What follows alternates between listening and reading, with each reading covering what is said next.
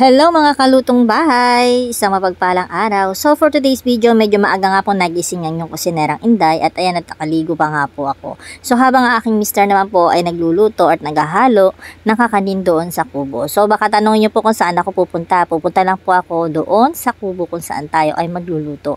Buti nga po na mga oras na iyan ay natutulog ang aking mga anak. Kung hindi, tatanungin din po nila kung saan ako pupunta. So madalang nga po akong maligo ng ganyang alanganing oras. Naliligo po talaga ako or naglilinis ng katawan bago ako matulog. So yan na nga po at maghahango nga po ako ng isinalang ko kanina na labahin para naman po ito ay maisampay na po ni nanay. So inihahanda na nga po yung kakanina kanyang i-deliver para ngayong umaga. So medyo maaga nga po yung ating deliver kaya medyo maaga nagising ang inyong kusinerang Inday.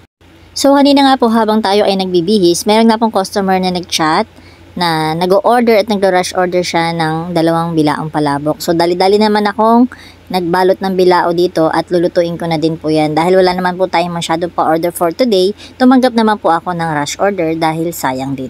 Sa pagdinegosyo nga po o sa pagiging online seller, hindi araw-araw Pasko, hindi yung araw-araw mabenta, hindi araw-araw ay matumal. So kung darating nga po yung panahon na matumal, dapat meron kang plan B kung papaano magkakaroon o dire-diretso yung income sa pamamagitan ng yung negosyo.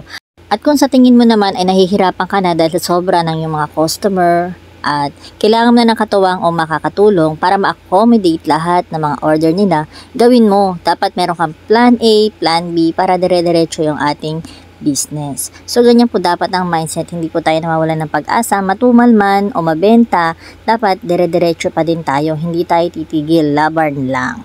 Di man ganun kalaki ang kinikita natin sa araw-araw, ang mahalaga ay hindi tayo nawawalan ng income sa pamamagitan ng sipag at tiyaga natin. So alam niyo ba guys, nung pandemic, nung unang buwan pa lamang ng aking pagtitinda, talagang ang niluluto ko lang ay yung mga kakanin. So sa mga sumunod na buwan, ay marami na nga nagre-request ng merienda.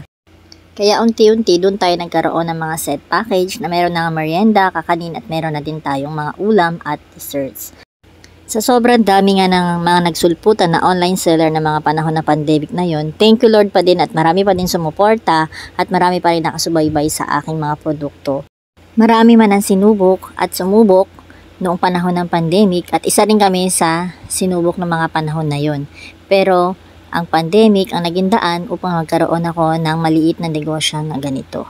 Natatandaan ko pa nga ng mga panahon na yon, may oras lang talaga ng labas. Kaya ang labas namin ni tatay sa pag-deliver ay halos half day lang pati ang pamimili ng aking mga sangkap sa pagluluto. So lahat po ng kanto hinihintuan namin ni tatay noon para lang madeliveran ang lahat ng gustong umorder. O siya, sa susunod naman po ulit magkukwento ang inyong kusinera. Ito na naman po ang inyong kusinerang Inday na nag-iwan ng katagang sipag at tiyaga at samahan ng diskarte, paniguradong aangat sa buhay. So ito lamang po muna for today. Bye-bye! God bless us all!